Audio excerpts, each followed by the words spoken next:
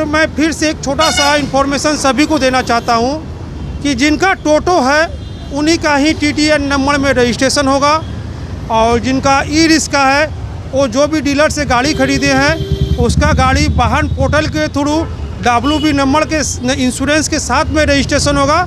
तो मैं सभी ई रिक्शा चालक को एक बार फिर से इन्फॉर्मेशन देना चाहता हूँ कि जिसका ई रिक्शा है वो अपने डीलर के पास में जाएं, चाहे महिंद्रा हो, चाहे बसंती हो, हुगली मोटर्स हो, या कोई भी कंपनी का गाड़ी हो, जिसका ई रिक्शा है उसका वाहन पोर्टल में रजिस्ट्रेशन होगा।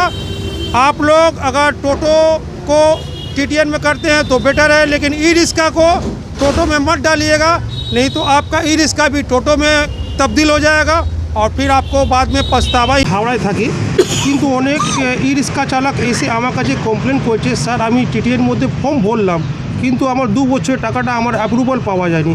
তার না, বিষয়টা হচ্ছে বুঝতে হবে একটা, এটা অনেকে বুঝতে পারছে না।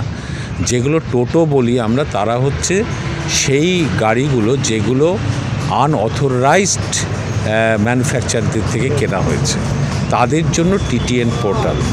কিন্তু যেগুলো অথরাইজড ম্যানুফ্যাকচারের থেকে ই রিক্সা কিনেছিল কিন্তু রেজিস্ট্রেশন করায়নি, তাদের বাহন পোর্টালের মাধ্যমে করতে হবে। তাদের স্ট্রাকচারটা আলাদা, নিয়মকানুন আলাদা।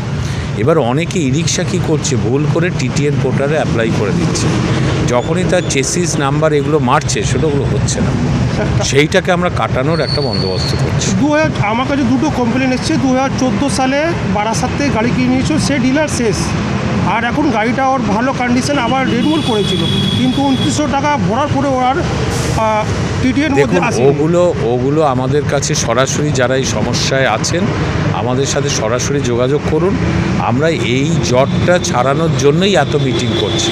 এরম অজস্র জট আছে, কারণ 5 লাখ 7 লাখ 10 লাখ যাই থাকুক, বিভিন্ন জনের বিভিন্ন ধরনের সমস্যা আছে। সেই সমস্যাগুলো কিভাবে সমাধান হবে আমরা সেটাই দেখছি। কিন্তু এটা কথা দিতে পারি যে একজন টোটো চালক বা একজন ই রিক্সা চালকেরও জীবিকা নষ্ট হবে না। সে ই রিক্সা চালাবে, টোটো চালাবে, সে তার সংসার চালাবে, সরকার তার পাশে থাকবে।